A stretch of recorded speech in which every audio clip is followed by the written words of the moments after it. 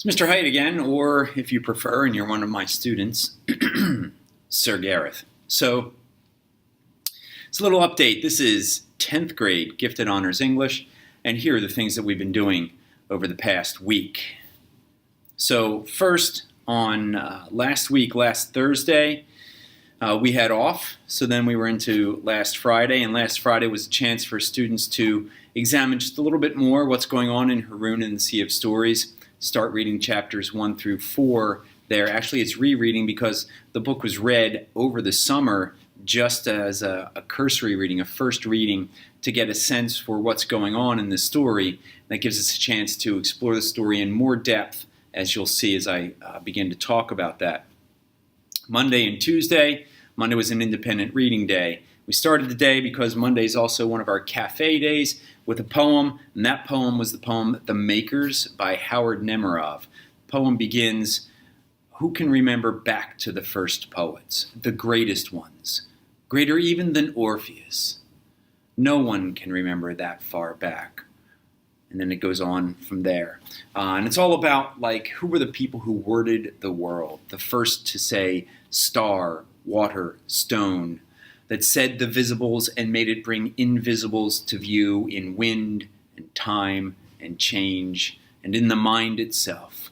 So these are lines from Nemrav's poem, but what's great about it is that it gets to a question I think that many people have asked, which is, who was the first person to look at that and say whatever the name is? Of course, it denies, different languages or whatever and etymologies, but still, it's interesting to think about them. And Nemrav calls them poets because they worded the world. I think that's a great thing, and any student in an English class ought to go to that most basic level, the naming of things, if you're really going to think about language and its effect on you. And on Tuesday, we got together and we started with thinking about questions that we have about chapters 1 through 4. Students got into what I call their lenses groups. So I have 4 groups and all 4 groups are reading the book in different ways. So for example, one group is reading Haroun and the Sea of Stories through the lens of allusion.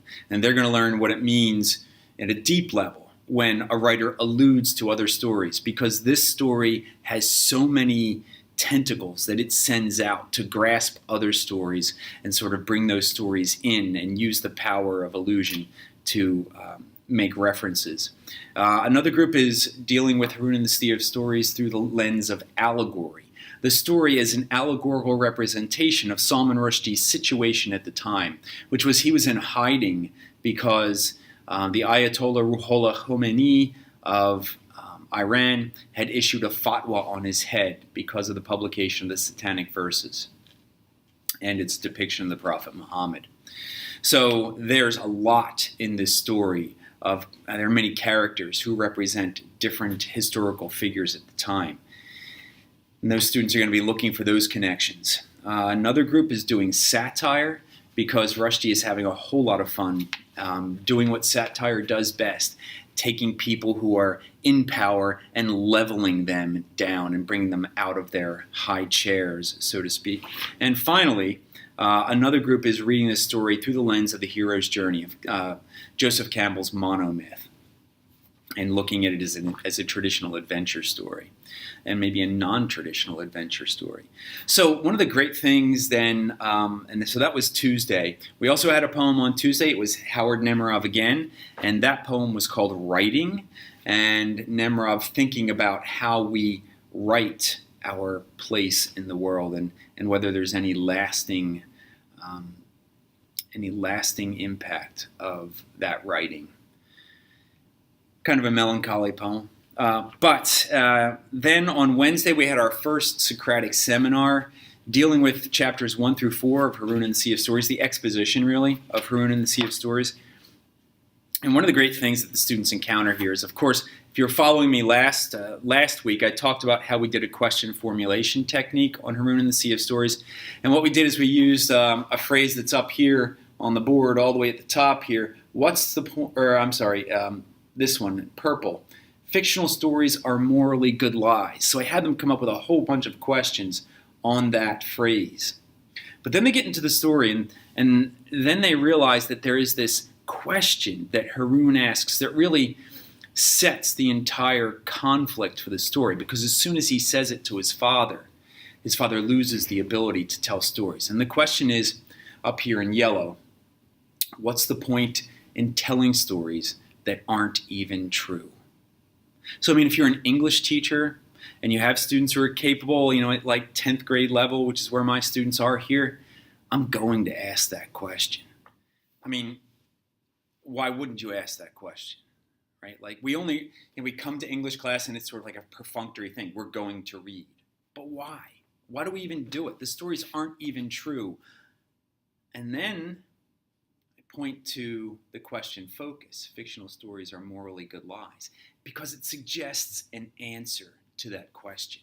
And now things start to come together for them. And they start to see the story at a meta level, which is really, this story is just full of layer upon layer of itself. So that was our Socratic seminar yesterday. Some really interesting questions that students were asking, coming up with whether the theme is trying to regain a voice that you have lost. What does it mean to tell our own stories? But even more so, some of the students were like, well, if the sea of stories, the great sea of stories, contains all stories that ever were and ever will be, does the sea of stories contain Haroun in the sea of stories? So that gets into just like this whole morass. Their minds were like, because they asked that question. They couldn't believe they'd asked that. That was my period 3 class. And I hadn't even thought of that. So it's one of those instances where as a teacher, you're just like, yes, I'm learning with you. Because now I've got something to think about. Does it contain the story I'm actually reading? And if it does, what does that mean? Some really great thinking going on.